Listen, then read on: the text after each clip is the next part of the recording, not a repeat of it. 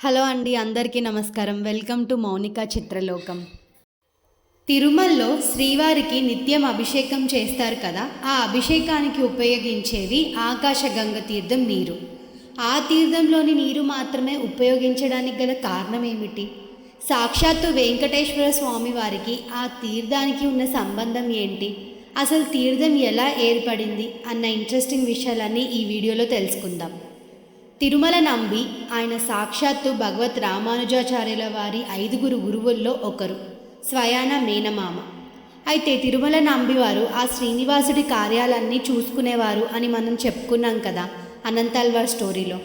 ఎవరైనా చూడకపోతే కింద డిస్క్రిప్షన్ బాక్స్లో లింక్ ఇస్తాను, ఇంట్రెస్టింగ్ స్టోరీ తప్పకుండా చూడండి.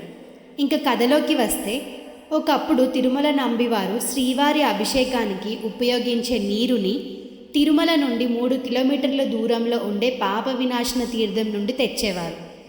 పాప వినాశనం తిరుమలకి వచ్చే ప్రతి ఒక్కరికి తెలిసే ఉంటుంది. ఒకరోజు శ్రీవారి అభిషేకానికి ఆలస్యమైపోతుండడంతో తిరుమల నంబివారు పాప వినాశన తీర్థంలోని నీటిని కుండలో పట్టుకొని పరుగున దట్టమైన అడవి మార్గంలో నడవసాగారు.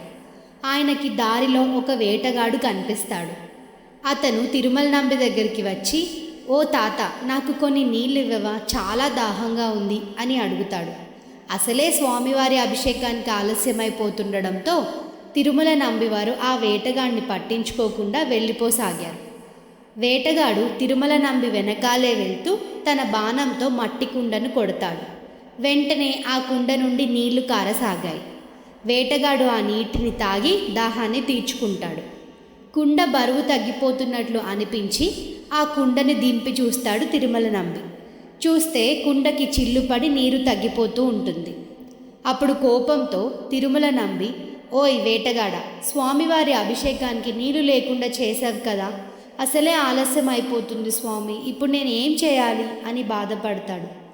వేటగాడు ఇలా అంటాడు, "బాధపడకు, ఇక్కడికి దగ్గరలో ఒక తీర్థం ఉంది, అక్కడికి దారి చూపిస్తాను, వెళ్దాం పద" అని అంటాడు. ఇంకా చేసేదేం లేక తిరుమల నంబివారు అతనితో వెళ్తాడు. తీరా అక్కడికి వెళ్ళాక అక్కడ ఎటువంటి తీర్థం ఉండదు. అక్కడ రాళ్ళు రప్పలు మాత్రమే ఉన్నాయి.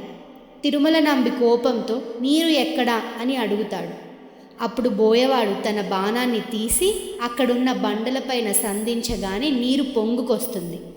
వేటగాడు ఆ తీర్థానికి ఆకాశగంగ అని నామకరణం చేసి, "ఆ నీటిని నీవు మీ శ్రీనివాసుడికి ఉపయోగించు" అని చెప్పి మాయమైపోతాడు. ఆ తర్వాత తిరుమల నంబి ఆ నీటిని తీసుకుని వెళ్ళాక అర్థమవుతుంది, అక్కడ వేటగాడి రూపంలో వచ్చింది సాక్షాత్తు ఆ శ్రీనివాసుడే అని. అప్పటి నుండి ఆ ఆకాశగంగ తీర్థంలోని నీటినే స్వామివారి అభిషేకానికి తిరుమల నంబి రోజూ తీసుకెళ్లేవారు. ఇప్పటికీ కూడా ఆ ఆచారం తిరుమలలో కొనసాగుతూనే ఉంది. తోలప్పచార్య కుటుంబ సభ్యులు ఆకాశగంగ తీర్థం నుండి తిరుమలకు 3 కుండల నీటిని ఆలయానికి తీసుకొస్తారు. ఒక కుండలోని నీటిని మధ్యాహ్నం పూజకి, మరో కుండలోని నీటిని సాయంకాలం పూజకి, 3వ కుండలోని నీటిని గుడి మూసేశాక బ్రహ్మాండం కోసం ఉపయోగిస్తారు. ఆకాశగంగ తీర్థం సాక్షాత్తు ఆ శ్రీనివాసుడు తన బాణంతో సంధించి మనకు అందించిన మహాక్షేత్రం. ఈసారి తిరుమల వెళ్ళినప్పుడు తప్పకుండా ఈ స్టోరీని గుర్తుంచుకొని చూడండి. ఆ తర్వాత మీకు కలిగే ఫీలింగ్ ఎలా ఉంటుందో నాకు కామెంట్స్లో చెప్పండి.